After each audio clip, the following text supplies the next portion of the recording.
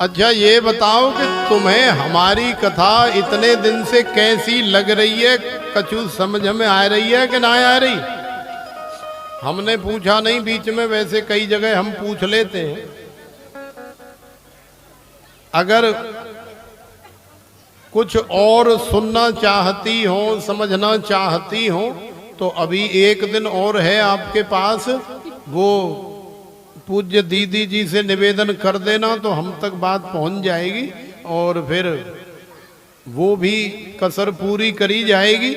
लेकिन हमें जहां तक लगता है कि हम जो रस आपको प्रदान कर रहे हैं वो आपको ज्यादा प्रिय है, इसलिए हम आपके मन के भाव को देख करके ही कथा कर रहे हैं। क्योंकि जैसे श्रोता हो, भोजन करने वाला जैसा हो। अब कोई जरूरी थोड़ी है कि सब लोग एक जैसे ही नमक मिर्च मसाले खाएं सब्जी में। भाई कोई बहुत कम खाता है और कोई मीडियम खाता है, कोई बहुत तेज तीखा खाता है। तो उसी हिसाब से भगवान की कथा रुचि के हिसाब से, जैसी जैसी रुचि जीव की होती है, भगवान भी जाकी रही भावना जैसी, प्रभु मूरत देखी तिन तैसी। तो जैसी भावना जीव करता है, जैसी भावना भक्त करता है, भगवान भी उसके लिए वैसे ही बन जाते हैं। तो प्रेम से बोलो राधे राधे राधे। इसीलिए हमको लगा कि आपको ये आनंद रस, भजन रस बहुत पसंद है, इसलिए समय समय पर ये रस आपको हम प्रदान करते रहते हैं, देते रहते हैं। तो देखो भगवान ने बरसाने में जाकर के किशोरी जू के दर्शन किए और समस्त ग्वाल वालों को कराए। सबके जीवन में किशोरी जू के दर्शन से बड़ा आनंद हुआ, बड़ा आह्लाद हुआ। श्री सुखदेव जी महाराज भगवान की परम सुंदर लीला का गुणगान कर रहे हैं, बखान कर रहे हैं, जिसे सारा संसार रास लीला के नाम से जानता है।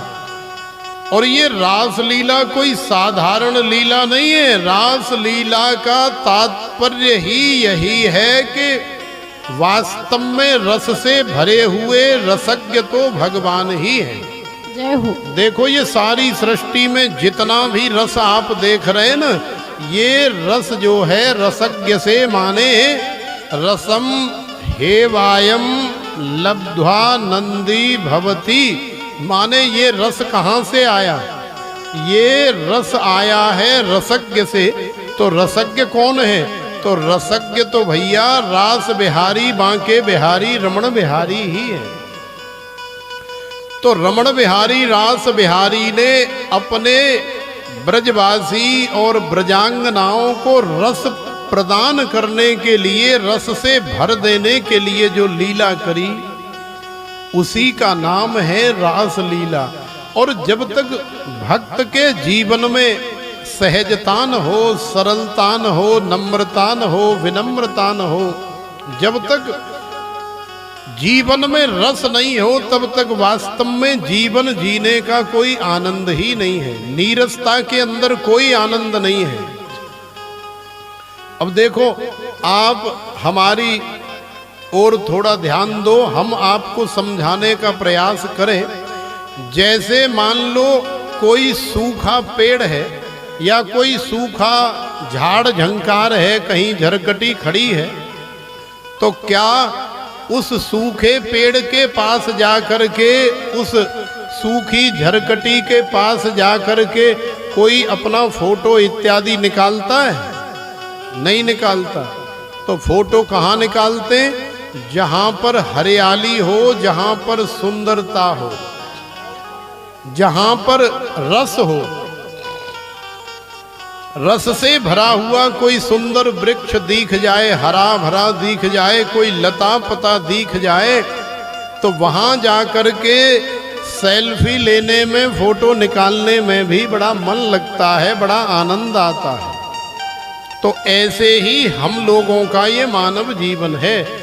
मानव जीवन में भी यदि भगवान का प्रेम रूपी रस तुम्हारे जीवन में यदि भरा हुआ है, विद्यमान है, तो तुम्हारा जीवन भी फिर हरा भरा रहता है। उस जीवन में कभी किसी प्रकार की कोई शिकायत नहीं रहती।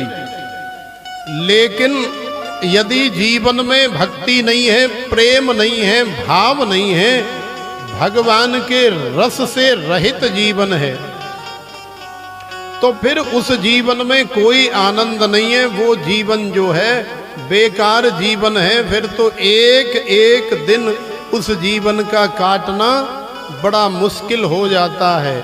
तो देखो ये जो रास लीला का प्रसंग है, रास लीला भगवान ने ब्रजांगनाओं के जीवन में रस भर देने के लिए, रस प्रदान करने के लिए करी है। इस दिव्य श्रीमद् भागवत कथा आयोजन के हमारे मुख्य यजमान श्री पवन शर्मा जी जो अभी अभी आए हैं, आज चूंकि काफी समय से पधार गए तो आज भगवान की रास लीला का भी आनंद लेंगे और रुक्मिणी मंगल का भी आनंद लेंगे और भगवान की कथा का भी आनंद लेंगे। तो देखो भगवान रस भरने के लिए रास लीला करना चाहते हैं। श्री सुखदेव जी महाराज कह रहे हैं, हे राजन, भगवान पिता रात्रि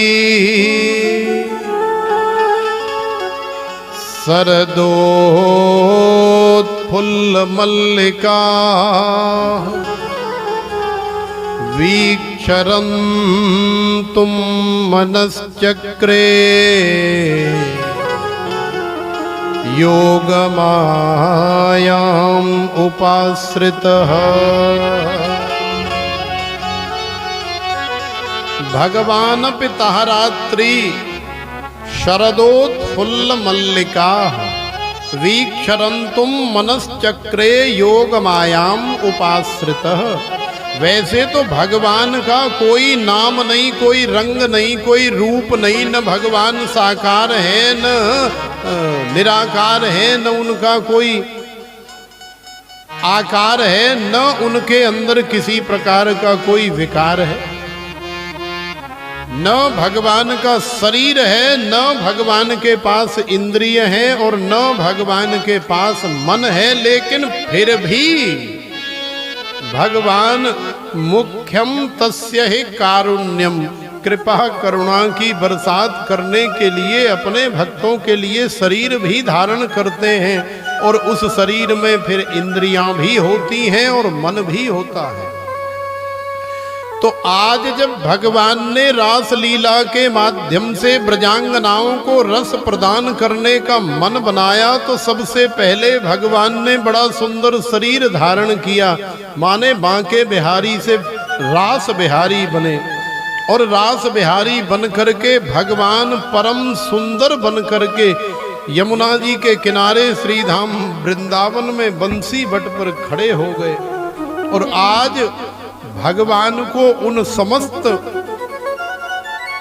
ब्रजांगनाओं की याद आ रही है जो हजारों लाखों वर्षों से श्याम सुंदर को पाने के लिए तरस रही हैं, तड़प रही हैं।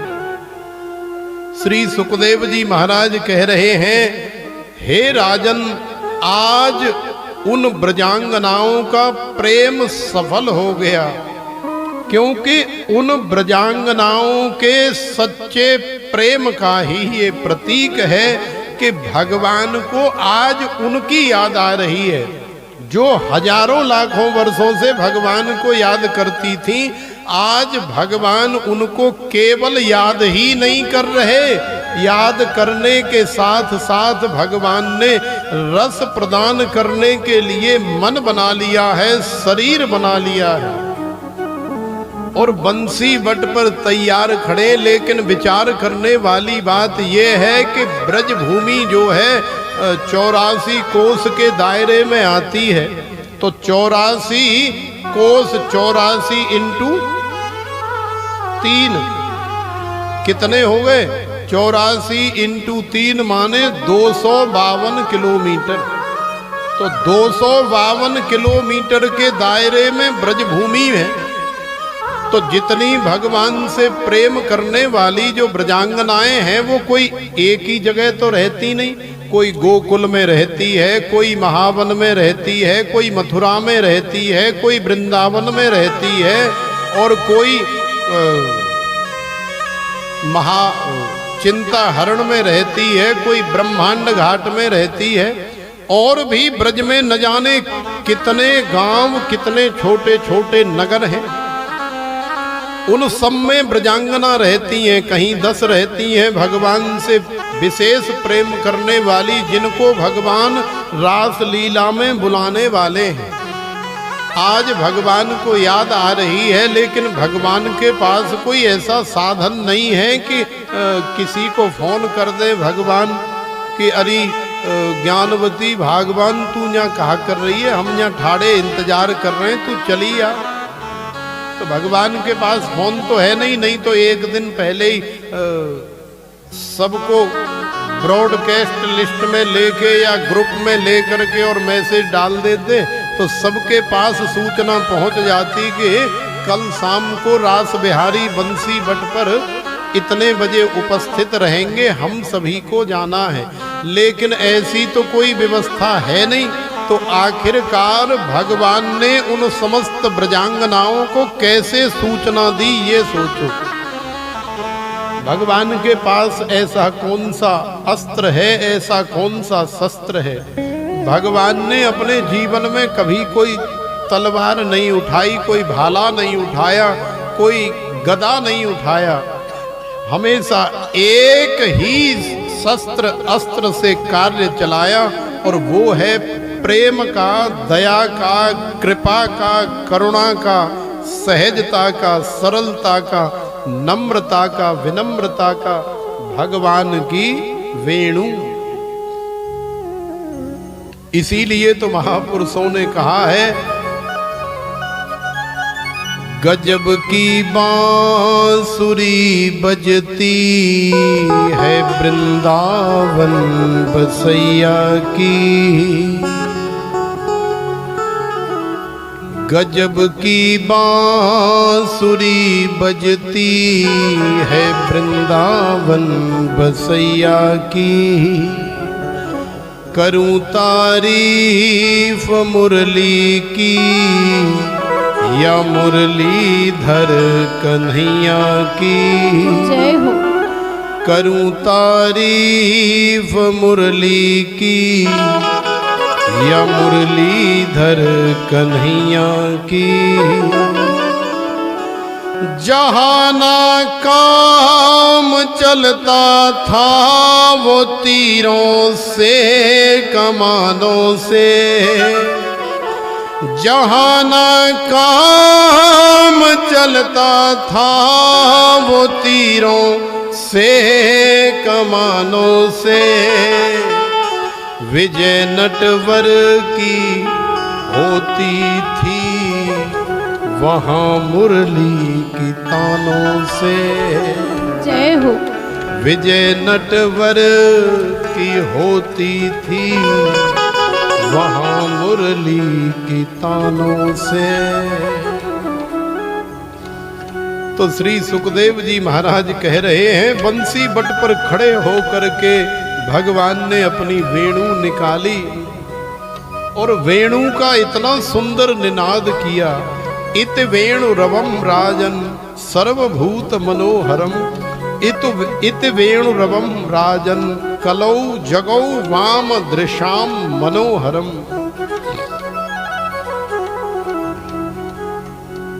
निसम्य गीतम तदनंग वर्धनम। ब्रज स्त्रियः कृष्ण गृहीत मानसा। आजग्मुरन्योन्यमलक्ष्यतोद्यमा। सयत्र कांतो जवलोल कुंडला। बड़ा अद्भुत प्रसंग है रास लीला का। भगवान ने वेणु का निनाद किया, निसम्य गीतम तदनंग वर्धनम। ब्रजस्त्रियः कृष्ण ग्रहीत मानसा। समस्त ब्रज की वो स्त्रियां, ब्रज वधूटियां, ब्रजांगनाएं, गोपांगनाएं